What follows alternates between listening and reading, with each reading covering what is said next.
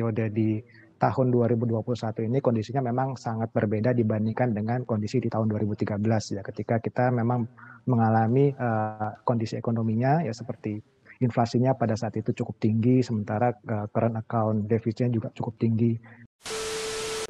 Halo Sobat Prima Plasindo. Bank Sentral Amerika Serikat, The Federal Reserve Bank atau The Fed, sudah mengumumkan tapering off yang akan diberlakukan akhir bulan November ini. Tahun 2013 lalu, The Fed sempat melakukan tapering off juga, dan menjadi pukulan yang cukup keras untuk ekonomi Indonesia. Dengan nilai tukar rupiah yang melemah, indeks saham rontok, dan imbal hasil yang malah melesat naik. Apa sebenarnya tapering off ini? Apa yang menakutkan dari tapering off ini? Dan apa dampaknya untuk ekonomi Indonesia saat ini? Kita akan bahas bersama dalam Kabar Bisnis kali ini.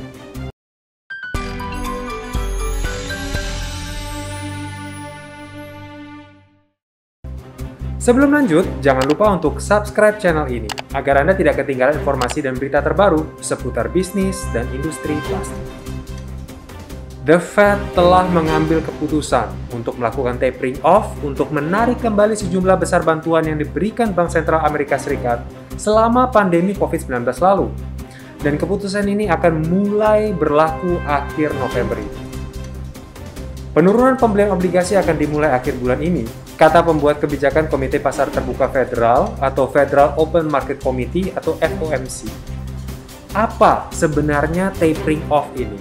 Secara singkat, kebijakan tapering off ini bertujuan untuk mengurangi pembelian aset untuk menekan angka inflasi. FOMC juga mengatakan bahwa langkah ini perlu dilakukan guna mengingat kemajuan substansial lebih lanjut yang telah dibuat ekonomi menuju tujuan komite sejak Desember 2020 lalu. Bagaimana mekanisme kerja tapering off ini? Sebelum itu, kita perlu ketahui dulu dengan yang namanya quantitative easing atau QE. Kebijakan QE ini adalah kebijakan moneter non-konvensional untuk meningkatkan likuiditas perekonomian di tengah keadaan kahar alias force majeure seperti pada saat ini, saat pandemi COVID yang kita hadapi sampai sekarang ini. Saat ekonomi sedang resesi, QE ini biasanya diberlakukan untuk menstimulasi jalannya perekonomian, sehingga lebih banyak industri atau perusahaan yang bisa bertahan melalui resesi ekonomi tersebut.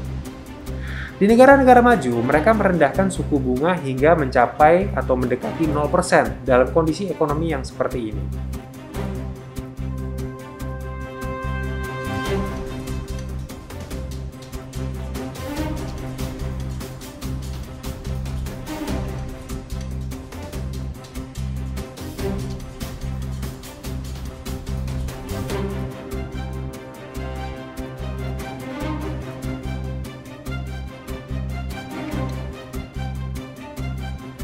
Tapi, saat penurunan suku bunga saja belum cukup menyelamatkan gerak roda ekonomi, dalam kasus ini The Fed akan mencetak uang yang akan digunakan untuk memborong obligasi pemerintah dan bahkan obligasi perusahaan-perusahaan dengan rating yang memadai juga.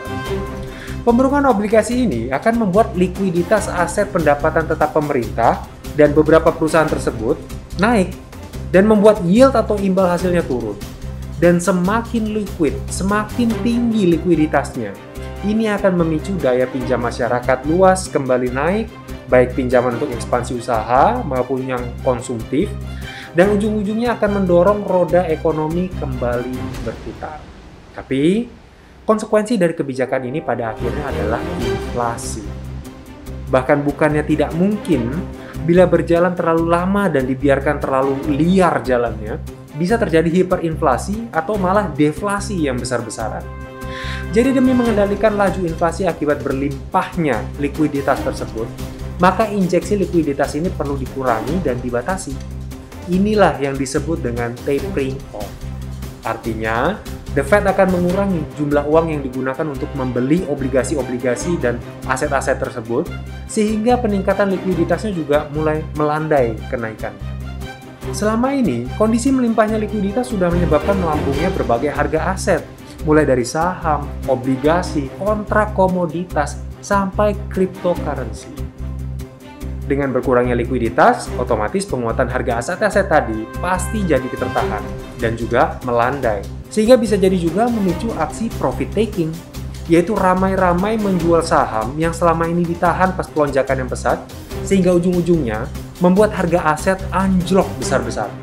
Nah, inilah yang terjadi 2013 lalu. Inilah dampak tapering off yang menghantam keras Indonesia saat itu dan ditakutkan terulang kembali di tahun ini.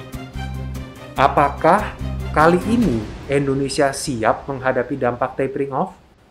Kita akan coba lihat dari aspek nilai tukar rupiah, pergerakan pasar modal, dan juga respon pelaku pasar. Nilai tukar rupiah. Nilai tukar rupiah memang sempat melemah dan menyentuh level terlemahnya selama 2 bulan terakhir ini. Walaupun masih akan ada pelemahan ke depannya, tapi Bank Indonesia sendiri telah menyebut pelemahan rupiah tersebut hanya akan bersifat sementara, dan pelaku pasar sendiri tidak perlu cemas berlebihan. Situasi pelemahan diperkirakan temporer seiring wait and see kebijakan moneter negara maju. Stabilitas nilai tukar rupiah diyakini tetap terjaga ditopang kondisi fundamental yang kuat dan attractiveness aset keuangan domestik yang relatif tinggi dibandingkan emerging market lainnya. Ungkap Kepala Departemen Pengelolaan Moneter BI, Haryadi Ramelan yang dikutip dari CNBC.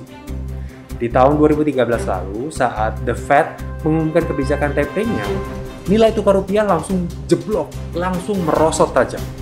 Tapi di tahun ini, kelihatannya banyak pelaku pasar yang cenderung siap dan optimis menghadapi pelemahan rupiah ini. Meskipun rupiah pelemahannya juga bisa dibilang lumayan kuat, terseret oleh banyaknya pemegang modal asing yang cabut dari Indonesia dengan melepas 12,66 triliun rupiah di bulan ini. Bisa jadi juga, karena kalau dibandingkan dengan tahun 2013 lalu, kebijakan tapering off di saat itu bisa dibilang cukup tiba-tiba, sehingga tidak banyak yang bisa siap mengambil ancang-ancang. Nah, di tahun ini lebih banyak pelaku pasar yang lebih siap menyambutnya, karena memang wacananya sudah dikeluarkan oleh The Fed sejak lama, dan juga sudah banyak mungkin yang belajar dari kasus tapering off tahun 2013 lalu. Kita lihat yang kedua, pasar modal. Setelah pengumuman The Fed, indeks harga saham gabungan atau IHSG ditutup naik ke level 0,52%. Dan tidak hanya itu, harga mayoritas obligasi pemerintah atau surat berharga negara atau SBN juga ditutup menguat. Banyak investor memburu SBN ini, membuat tingkat yield atau imbal hasil melemah. Dan hanya SBN bertenor 20 tahun saja yang cenderung dilepas oleh kebanyakan investor. Melemahnya yield membuat obligasi menguat. Dan ini terjadi setelah pengumuman The Fed. Sehingga lagi-lagi ini menjadi sinyal positif yang menunjukkan Indonesia lebih siap untuk menghadapi dampak tapering off tahun ini.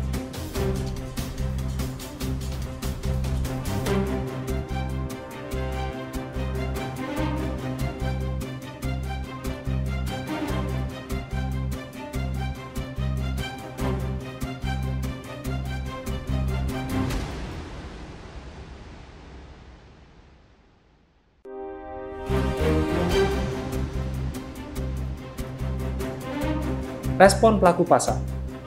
Melihat sinyal-sinyal dan pergerakan ekonomi yang ada, banyak pelaku pasar yakin kalau tapering off yang dilakukan The Fed tidak akan berdampak banyak terhadap perekonomian RI saat ini.